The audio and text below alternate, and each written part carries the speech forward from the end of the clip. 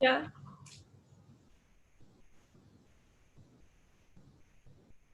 So can we start? Um, Good afternoon, Thomas. My name is Maria, and it's such an honor to welcome you on the Digital Ball. The topic of our discussion is digitalization of oil and gas industry, and we would be extremely grateful to hear your comments on this issue. So I'm giving the floor to you, actually. Maria, thank you, and good morning and good afternoon, everybody. It's a real pleasure to be here today. When I joined the industry, it was the early 1990s, and I was very lucky. I started in a technology-focused area offshore, so in the sea, in Norway. You have to imagine in our industry that the oil and gas is under the ground. Maybe 1 kilometer, maybe 2 kilometers, maybe 3, sometimes more.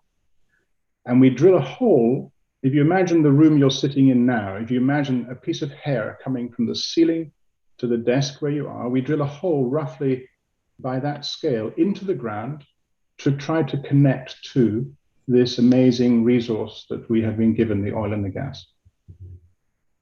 And then we gather data while we do that. And we've done this for 100 years. And now with computers and digitalization, we can do it in such a fast and exciting and efficient and safe way that it makes our industry still very exciting. So in Norway, I did it on a rig, a floating vessel. You have to imagine a ship maybe as big as a football pitch. Mm. And on there were 100 people working as a team. And I was very impressed because the man that I replaced, so you would go and learn here, I was in a learning role, he knew the names of all the people on that rig, and they knew him. And there was a real connection between the people. So it was a highly scientific industry doing amazing things with physics and biology and chemistry and maths, but it was also a people industry. And those people work together as a team in this amazingly challenging area in the sea offshore Norway. In the same way, people in Russia work in very difficult circumstances in Siberia, a long, long way from cities, huge challenges, but again, as a team. Now, digitalization is not just about the technology. The technology is critical, and you need the technology, but you also need the vision and the passion and the skill to combine the technology with the people in the team. And I'm a huge believer that digitalization, as we see it, will help our industry. It will help the people in our industry, but we're always going to need people in addition to the machinery and the data that we have. So I started in 92. If you look now what we can do, rather than have a group of people working by themselves on this floating platform in the sea in isolation, we have connections between these holes in the ground where the oil and gas is, all the way back to the offices where people can analyze and optimize and control and steer and really enhance it as a system. The terminology we use is digital twin, where you match or twin what is happening in the science and in the real life with what is happening in the computer. So for me, it's very exciting. It's also very challenging because people like me started in 1990 and we're now in positions in companies. So I work here, I'm very privileged to work for an Austrian company, OMV, and we are in partnership here with Gazprom and Gazprom Neft in Russia. That's a partnership we've had for over 50 years now. And we invest both in oil and gas, but we also encourage collaboration between universities in order to develop techniques and technologies. We also have a cultural collaboration, a sport collaboration, and a science collaboration. And I'm a huge believer that the world needs these partnerships, these collaborative activities between companies and people and even countries because the challenges of oil and gas, or the challenges of any of the businesses that you will end up working in your future careers, these challenges are too big for one person. It has to be a team. They're too big for one company. It has to be a partnership. And in many cases, too big for one country. Again, it has to be a collaboration. The other element of it is confidence. And I think if I look back at my bosses who put me in a position in 1990 on a drilling rig offshore Norway with very little experience, they had the confidence either in me as a person or in the system that they had in the company. They knew that they could do this safely while training people. And I think confidence in your abilities to have that influence or to learn skills that make you able to work in industry is very important. But also the confidence to enjoy these changes, because not everyone likes change. You saw that last year with COVID, which has been horrible for many. But there will be some positives that comes. The world will find solutions. We are finding solutions. And so I think that confidence in our industry, confidence in our ability to use technology for good is critical. Also, the confidence that when you are working with people, that you can trust them, that other people in your team will do their role, and that they have the confidence that you will do your role. And if you look at our partnership, either in Russia, and we also have now partnerships in technology. So OMV realized that it needed to invest heavily in digital transformation. And we had a program that we call DigitUp. And our ambition is to be a front runner, to be ahead of, and to be better than many other companies. And this is critical because it is making us safer in a very challenging industry. It makes our current staff, including myself, very excited, but it also makes it more easy and more exciting for younger staff to imagine working with us and for us. And we believe it also makes us competitive in a very challenging industry and appealing to partners. And again, I come back to partnership. It is absolutely key. And we partner with currently several technology companies, particularly one called Cognite, another one called Schlumberger, and another Arca BP. And they are helping us. They take the strengths that they have, but also the strengths that OMV has to provide these digital twins and these digital solutions that we need. So to sum up, it's really important that everyone in the audience who's working in whatever they're studying, whether it's science or finance or humanities or marketing, you all have a role. You all will have to work as teams in your companies. You will all have to be curious and to learn and to help your companies learn. You'll all have to work in partnerships, whether it's with individual people or with other companies. Nothing can be done nowadays with one person or one company. And you're all going to have confidence. You're going to have confidence that these technologies are going to work for us and that as a world we can use them in a very exciting and positive way, and have confidence in your own ability to learn and adapt to this very exciting digitalization and technological world. Good luck. Thank you for really inspiring speech. I have several questions for you. Probably the first one is how technologies could facilitate the cooperation you mentioned. The simplest today is I believe that I'm speaking in English from Scotland. I happen to be on holiday, to a Russian lady in Moscow, I believe, and we're doing it over a computer, and hopefully my voice is being translated into text underneath in Russian. And so at its very simplest, technology helps us work really without geography. And last year, particularly, we noticed this, all companies had to do this, all governments had to do this, is work with people from their apartments or their homes, from different places. So that would be one area. Technology removes, in many ways, geography. The right person with the right expertise can join a phone call or join a team or work for a company without really worrying about the geography. The other one is that so if I think back to my Norway time, or my early career, I should say, it's not about the geography. A lot of that was looking for an old report, looking for data, looking for information. So my job was a bit like the person working a library who had to find the book. And that's boring sometimes. And so if we can make historical data available immediately to young people and to managers, then they're not wasting time looking for that information, that report, or that important piece of history. They have it. It's one click away. And then they can use that to do what they want to do, whatever their vision is, whatever their plan. So the technology really changes people's roles in a positive way, because we're not having to do the filing and the data sorting. We're using our brains for the creative things, using the data, not looking for the data.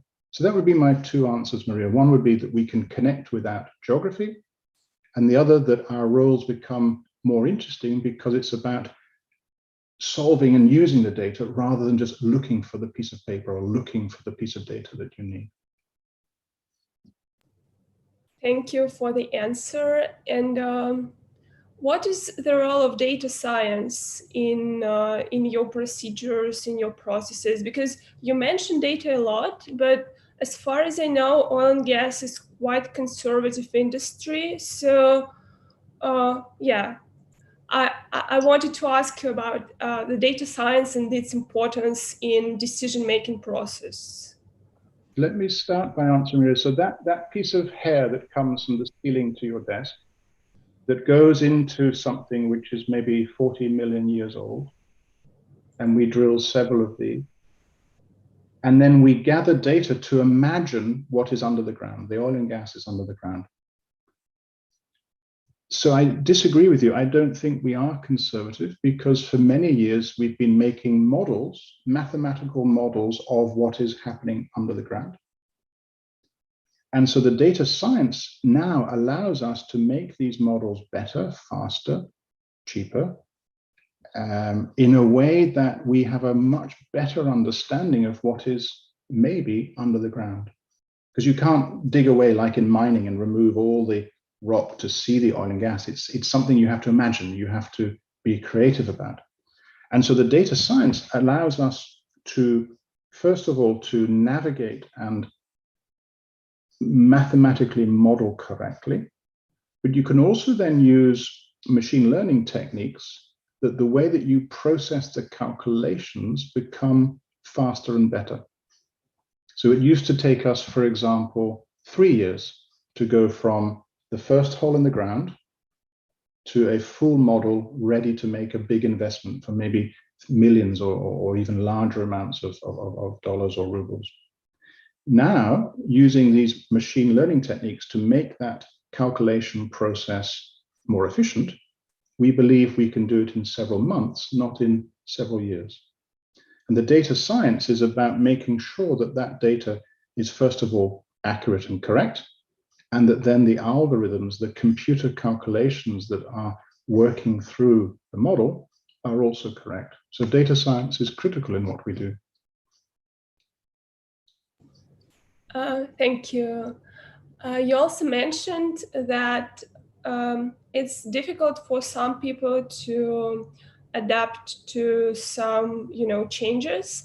And I wanted to ask you the process of implementation of new technologies into your operations.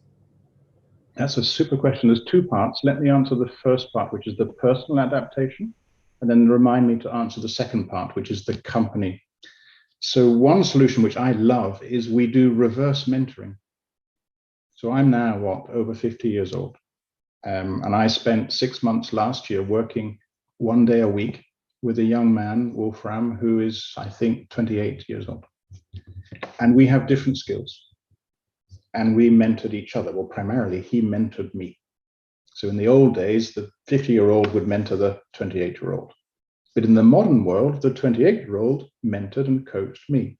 And that helped me learn about the way he thinks, how he lives his life, what his priorities are, how he makes decisions. And these are all different to when I was 28 years old. And we do this program across the company for many of our senior managers to help us try to understand better the future world and the way that our young staff work and the techniques and the technologies that they use. And he taught me a lot of things about how to work, for example, in a team from your home. I grew up working with a team where we all went for lunch together, physically, and you could all have a cup of coffee together. And he's in a world where he doesn't even need to meet his team people. They can be anywhere. So that's one example. So by working with the mindset and the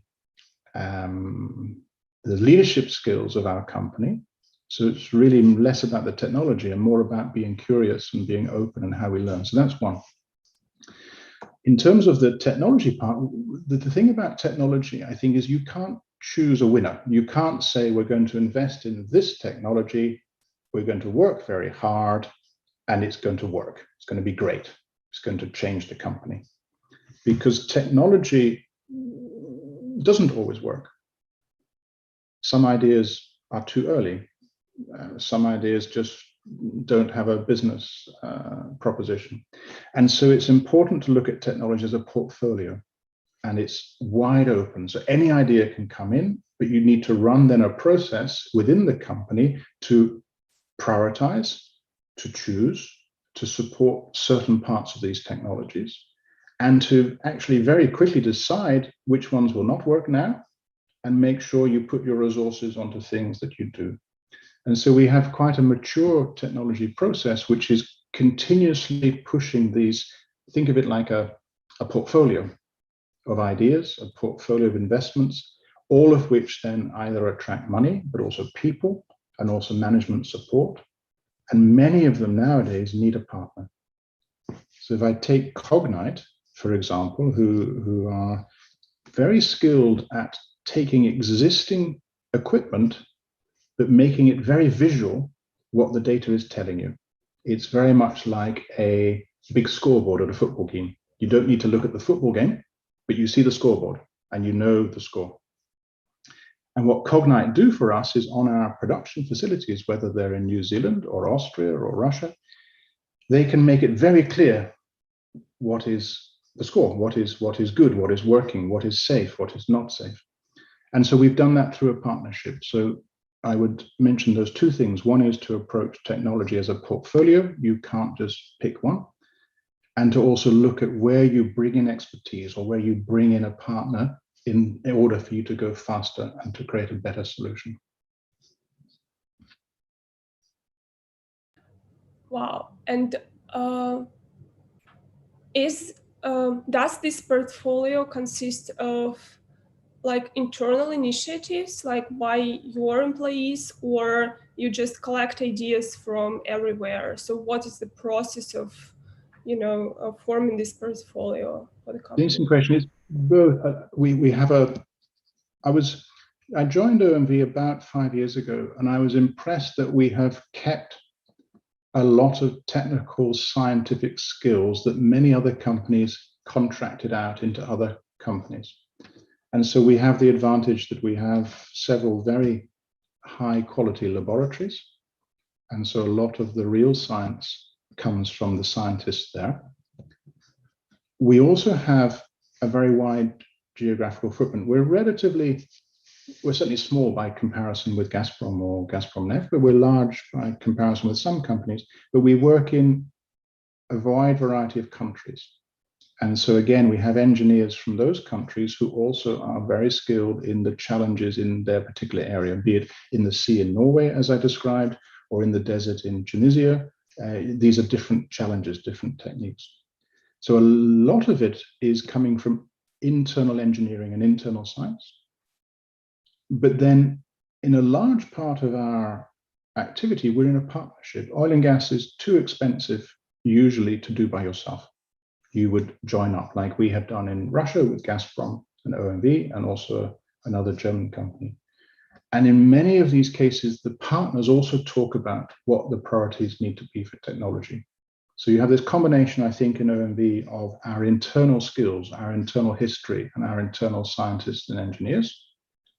We have the geographical variety, and then we have the fortune of having very strong, good partners in many of these countries ADNOC, Petronas, Equinor, Gazprom. These are world-class companies, and then we're working together on something to deploy that technology. That sounds really impressive, because I think lots of industries cannot say that much about partnership because of competition in this industry. And the last question I wanted to ask you is, as far as I know, when you were visiting St. Petersburg Mining University, there was a discussion about Russian-European raw materials dialogue. And what's happening with this initiative now? And what were the goals to create such an initiative? So that dialogue, I believe, is continuing. OMV supports the academic dialogue in a different way now. We support a collaboration between Gubkin and Leoben, and we also, which are universities that specialize in mining and oil and gas. So we don't directly support the Mining Institute dialogue that you refer to. We do support and we encourage it because it's about, again, collaboration and learning from each other. And so the one that we particularly supported is the youth forum. So as part of the economic forum and part of the gas forum in St. Petersburg, there is a youth element, which is about creating entrepreneurs and people who will contribute to both Russia and international countries later. So I'm not familiar with the exact details of the dialogue and how they managed last year during COVID, but I am aware that these universities are collaborating at a youth forum level, which is coordinated by Gazprom, and we fully support, again, for the reason that and I think your audience today is, you're the people that the world needs and that we need to encourage to, as I say, you must remain curious in order to learn and develop. You need to collaborate in whatever way, whether it's on a short-term task, and you need to be confident in yourselves and confident in the world that you're about to live in. Thank you for the inspiration. I guess we're running out of time, so thank you very much for being here today with us. Thank you for your answers. I'm sure it could be extremely useful for lots of our participants. So thank you, good luck. Have a Maria, nice thank you. And thank you for some very interesting questions. What I love about these events is your questions also make me think, and they make our teams think. So thank you for your interest and support, and I wish you every success with the rest of the digital ball. Thank you very, very much. Thank you, Maria. Goodbye.